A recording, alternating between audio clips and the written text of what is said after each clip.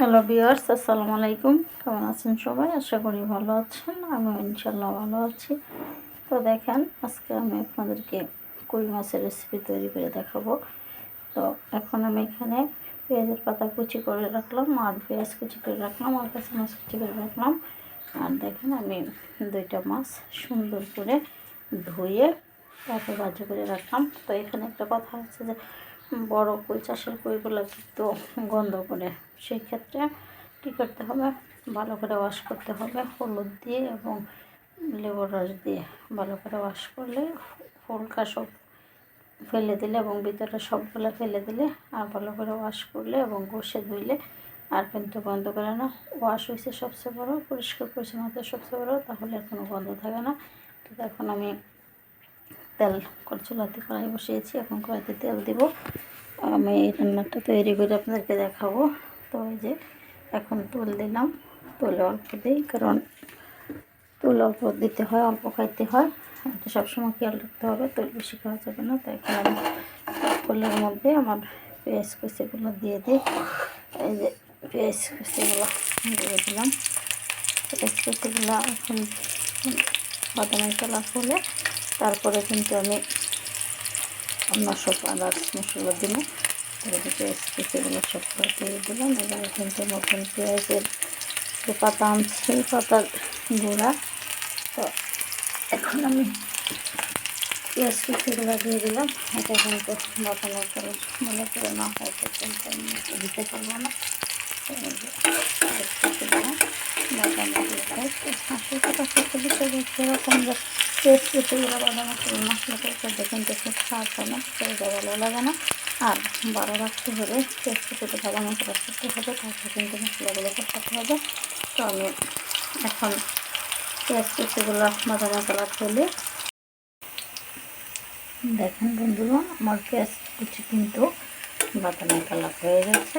এখন আমি এটাতে মশলা দেবো। তো এখন আমি তো অল্প একটু পানি অ্যাড করে নিই, না হলে কিন্তু এই তেলের মধ্যে মশলা দিলে মশলা কিন্তু পড়ে যাবে, টেস্টটা আবার নষ্ট হয়ে যাবে। তো আমি একটু পানি অ্যাড করে নিই, বেশি না।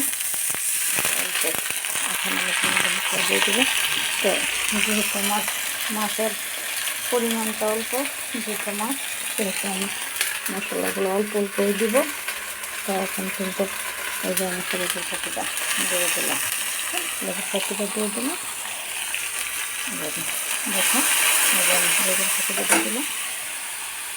এখন আমি লবণটা দিব হালকা, অল্প, একেবারে অল্প। আগে আমি অল্প পরিমাণে লবণ দিলাম।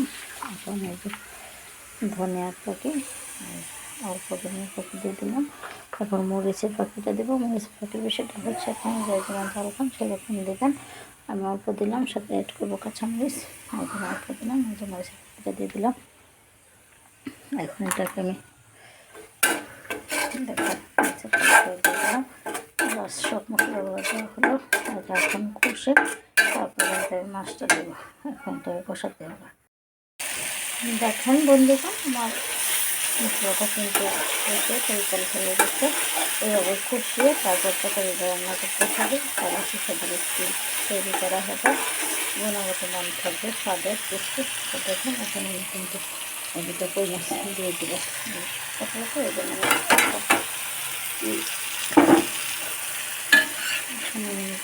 কই মাছটা দিয়ে দিলাম। এখানে এটাকে একটু ভাজা করে উল্টিয়ে তারপরে আমি টমেটোটা জল দেবো, কারণ আমি শুকনো বানাতে দেবো না। এটাকে মাছটার ভিতরে দিয়ে নেই, উল্টিয়ে দিয়ে শুকনো বানাতে দেবো। এটা মাছটা দিয়ে দিলাম। এখন এটাকে জল দিয়ে দেবো। দেখুন, আমি তখন শুকনো বানা করবো। দেখুন, টমেটো আমি জল দিয়ে দিলাম। জলের পরিমাণটা অল্পই, কারণ এটাতে বোনা করবো, তেল তুলবো না। এই জন্য জলের পরিমাণটা অল্প দিয়েছি, যতটুকু লাগে, খালি শুধু মাছটা সিদ্ধ হচ্ছে সেই পরিমাণ দিয়েছি। তো এখন আমি এটাকে ঢেকে দেব। দেখেন বন্ধুগণ, আমার রেসিপিটা কিছুক্ষণ পরে উঠানো। এখন আমি এটাতে পেঁয়াজের পাতা পরিবেশন করে দিয়ে দেবো। এই যে পেঁয়াজের পাতা কুচি করে রেখেছি, ওই জন্য পেঁয়াজের পাতাগুলো দিয়ে দেবো। এটা দিলে কিন্তু টেস্ট হবে, মোটামুটি যেটুকু টেস্ট লাগার কথা তার চেয়ে একটু বেশি লাগবে, কারণ পেঁয়াজ পাতা আসলে ভালোই লাগে। সবার কাছে ভালো লাগে কিনা জানি না, কিন্তু আমার কাছে ভালো লাগে। এখানে আমি এখন পেঁয়াজ পাতাগুলো দিয়ে দিলাম, কারণ আমি কিন্তু পেঁয়াজ কম দিছি, না করলে তো পেঁয়াজ বেশি লাগে। আমি কিন্তু আসলে এত পেঁয়াজ খাইতে পারি না, এই জন্য পেঁয়াজ কম দিছি। এখন পেঁয়াজের পাতা দিয়ে দিছি, তো এটার সাথে আমি আরও কিছু অ্যাড করবো। এটার সাথে আমি এখন খাটা রস অ্যাড করে দেবো। তো দেখেন আমি খাটা রস নিয়েছি, এখন আমি এটা খাটা রস দিয়ে দিব। তো খাটা রস দিলে কিন্তু আরও টেস্ট হয় তরকারি। তো সবসময় আমরা রান্নার কলা কৌশল হয়েছে অন্যরকম। কলা কৌশলভাবে সব কিছু ঠিকঠাক করে পরিষ্কার পরিচ্ছন্নতা করে, সবচেয়ে বড় বিষয় হচ্ছে পরিষ্কার পরিচ্ছন্নতা হচ্ছে মনের অঙ্গ। তো আমি পরিষ্কার পরিচ্ছন্নতা করে যদি সব কিছু রান্না করি, তাহলে আসলে এমনিতে রান্নাটা টেস্ট হবে, মজা হবে। মাছ ভালো করে ধুইতে হবে, হাত রান্নার আগে সাবান দিয়ে ধুইতে হবে, সবজি কাটার আগে ধুইতে হবে। তো এই যে আর বিষয় হচ্ছে যে যেটুকু মাছ সেটুকু পরিমাণের মশলাগুলো দিতে হবে, এবং মশলাগুলো তেলে কষাতে হবে। এই যে বিষয়গুলো, এইগুলো সকল কিছু মেনটেন করে রান্নাটা করলে সুস্বাদু রেসিপি এবং মজাদার রেসিপি। তখন আমি এটাকে দেখে দেবো। দেখুন বন্ধুগণ, আমার রেসিপিটা প্রায় হয়ে গেছে। শুকনো শুকনো আমি কিন্তু শুকনো করবো, শুকনো শুকনো হয়ে গেছে। এর মধ্যে আমি কাঁচামরিচ আর ধনিয়া পাতা অ্যাড করে দিয়ে দিই।